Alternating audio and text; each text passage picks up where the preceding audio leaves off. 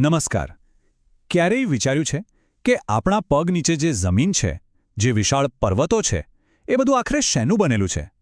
એ બનેલું છે ખડકોનું. અને આજે આપણે આ ખડકોના વર્ગીકરણ પાછળના વિજ્ઞાનને ઊંડાણપૂર્વક સમજીશું.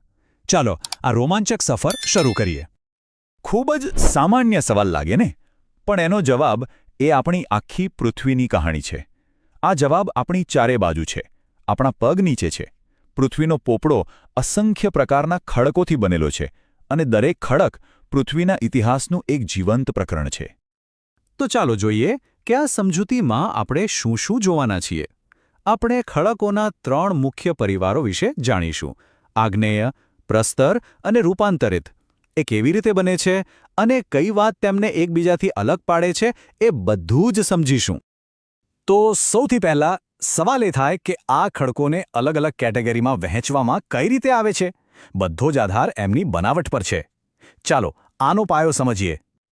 તો જુઓ, ભૂસ્તરશાસ્ત્રીઓ ખડકોને મુખ્યત્વે 3 મોટા પરિવારોમાં વહેંચે છે: આગ્નેય, પ્રસ્તર અને રૂપાંતરિત. એમ સમજો કે આ 3 જ આપણી પૃથ્વીના પોપડાના મુખ્ય બિલ્ડિંગ બ્લોક્સ છે, જેમાંથી બાકી બધું બન્યું છે. ચાલો આપણી સફરની શરૂઆત કરીએ. પહેલા પરિવારથી. આગ્નેય ખડકો. નામ પરથી જ ખ્યાલ આવી જાય છે નહીં? આગ્નેય એટલે કે અગ્નિમાંથી બનેલા. આ એ ખડકો છે જેનો જન્મ સીધો પૃથ્વીની ધગધગતી આગમાંથી થયો છે. એટલે કે જ્યારે પૃથ્વીના પેટાળમાં રહેલો ગરમ, પીગળેલો પદાર્થ, જેને આપણે મેગ્મા કહીએ છીએ, એ ઠંડો પડીને જામી જાય, ત્યારે આગ્નેય ખડકો બને છે. આપણા કિચનમાં જે ગ્રેનાઇટનો પથ્થર હોય છે ને, એ આનું બેસ્ટ ઉદાહરણ છે. અને હા, કારણ કે આ ખડકો બીજા કોઈ ખડકમાંથી નહીં, પણ સીધા મેગ્મામાંથી બને છે, એટલે જ એમને પ્રાથમિક ખડકો તરીકે પણ ઓળખવામાં આવે છે. સૌથી પહેલા બનેલા ખડકો. હવે આ આગ્નેય ખડકોમાં પણ 2 મુખ્ય પ્રકાર પડે છે. અને એનો આધાર શું છે? બસ એ જ કે મેગ્મા ક્યાં ઠંડો પડ્યો, પૃથ્વીની અંદર કે સપાટી પર આવીને. અહીંયા જ મુખ્ય ફરક છે. જુઓ, જે ખડકો પૃથ્વીની સપાટી નીચે ધીમે ધીમે ઠંડા પડે, એ છે આંતરિક ખડકો. ધીમે ઠંડા પડવાથી એમાં મોટા સ્ફટિકો બને છે.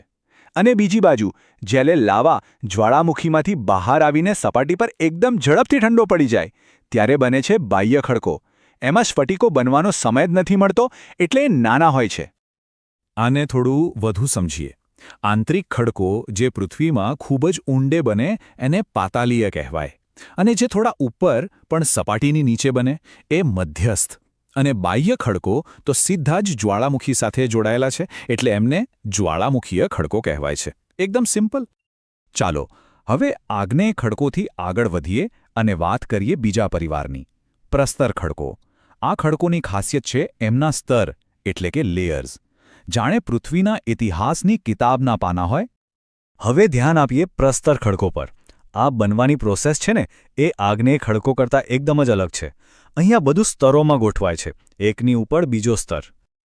તો સવાલ એ છે કે આ ખડકો બને છે કેવી રીતે?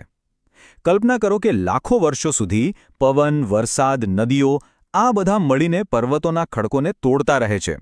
એના નાના નાના કણ બને છે. આ કણ, જેને આપણે કાંપ કહીએ, એ નદીઓ સાથે વહીને સમુદ્ર કે તળાવના તળિયે જમા થતા રહે છે. અને પછી વર્ષો સુધી એક સ્તર પર બીજો સ્તર જમા થતો જાય, અને ઉપરના વજન અને દબાણથી નીચેના સ્તર ધીમે ધીમે દબાઈને નક્કર પથ્થર બની જાય છે. પ્રસ્તર ખડકો બનવાની મુખ્યત્વે 3 રીતો છે. પહેલી, ખડક પદાર્થ નિર્મિત, એટલે કે જે બીજા ખડકોના તૂટેલા ટુકડાઓથી બને. બીજી, રાસાયણિક પદાર્થ નિર્મિત, જે પાણીમાં ઓગળેલા મિનરલ્સ જામી જવાથી બને. અને ત્રીજી, સેન્દ્રિય પદાર્થ નિર્મિત, જે કરોડો વર્ષો પહેલાંના જીવો અને વનસ્પતિના અવશેષોમાંથી બને છે. આના ઉદાહરણો જોઈએ તો વધુ મજા આવશે. ખડકોના ટુકડાઓથી બને એમાં આવે રેતીનો પથ્થર. રાસાયણિક પ્રક્રિયાથી બને એનું ઉત્તમ ઉદાહરણ છે ચૂનાનો પથ્થર. અને સેન્દ્રિય પદાર્થોમાંથી, આ તો બધા જાણે જ છે, કોલસો, જે લાખો વર્ષો જૂના જંગલો જમીનમાં દટાઈ જવાથી બન્યો છે.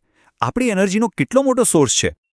અને હવે ખડકોના ત્રીજા અને છેલ્લા પરિવારની વાત કરીએ: રૂપાંતરિત ખડકો. નામ જ કહે છે, આ એવા ખડકો છે જેમણે પોતાનું રૂપ બદલ્યું છે, એટલે કે રૂપાંતરણ પામ્યા છે. રૂપાંતરિત ખડકો કોઈ નવી જગ્યાથી નથી આવતા. એ હકીકતમાં જૂના આગ્નેય કે પ્રસ્તર ખડકો જ છે. પણ જ્યારે એમના પર જબરજસ્ત ગરમી અને દબાણ પડે છે ત્યારે એ પોતાનું મૂળ સ્વરૂપ બદલી નાખે છે, એકદમ જાદુઈ રીતે, જેમ કે સામાન્ય ચૂનાનો પથ્થર ગરમી અને દબાણ હેઠળ ખૂબસૂરત આરસ પહાડ બની જાય છે. આ વ્યાખ્યા બધું જ કહી દે છે. આગ્નેય અને પ્રસ્તર ખડકોના મૂળ બંધારણ અને સ્વરૂપમાં પરિવર્તન થઈ રચાતા નવનિર્મિત ખડકોને રૂપાંતરિત ખડક કહે છે. મતલબ કે કોઈ જૂનો ખડક જ્યારે પૃથ્વીના પેટાળમાં ઊંડે દટાઈ જાય ત્યારે ત્યાંની ગરમી અને પ્રેશરથી એના મિનરલ્સની આખી ગોઠવણ જ બદલાઈ જાય છે અને એક તદ્દન નવો ખડક તૈયાર થાય છે. આ જ છે રૂપાંતરણ. આ બદલાવ મુખ્યત્વે બે રીતે થાય છે. એક છે પ્રાદેશિક રૂપાંતરણ. આ ત્યારે થાય જ્યારે પર્વતો બનવા જેવી મોટી ઘટનાઓમાં આખો વિસ્તાર દબાણ અને ગરમી હેઠળ આવી જાય. અને બીજું છે સંપર્ક રૂપાંતરણ. આમાં કોઈ ખડક સીધો જ ગરમ મેગ્માના કોન્ટેક્ટમાં આવે અને એની ગરમીથી શેકાઈને બદલાઈ જાય. તો આજના આ વિશ્લેષણનો સાર શું છે? બસ એટલો જ કે પૃથ્વી પરના અસંખ્ય ખડકોને આપણે મુખ્ય 3 પરિવારોમાં વહેંચી શકીએ છીએ. આગ્નેય, જે અગ્નિમાંથી જન્મ્યા છે; પ્રસ્તર, જે કાંપના સ્તરો જમા થવાથી બન્યા છે; અને રૂપાંતરિત, જે ગરમી અને દબાણને કારણે પોતાનું સ્વરૂપ બદલી ચૂક્યા છે. આખી પ્રક્રિયા એક ચક્ર જેવી છે જે અબજો વર્ષોથી ચાલતી આવી છે અને આગળ પણ ચાલતી રહેશે. આગ્નેય ખડક તૂટીને પ્રસ્તર બને, પ્રસ્તર અને આગ્નેય બંને દબાઈને રૂપાંતરિત બને અને કદાચ એ રૂપાંતરિત ખડક પણ પાછો પીગળીને મેગ્મા બની જાય. આ વિચાર જ આપણને સમયની વિશાળતાનો અહેસાસ કરાવે છે. ખડકોની આ દુનિયા સતત બદલાતી રહે છે, તો જરા વિચારો, લાખો વર્ષો પછી આ દુનિયા કેવી દેખાશે?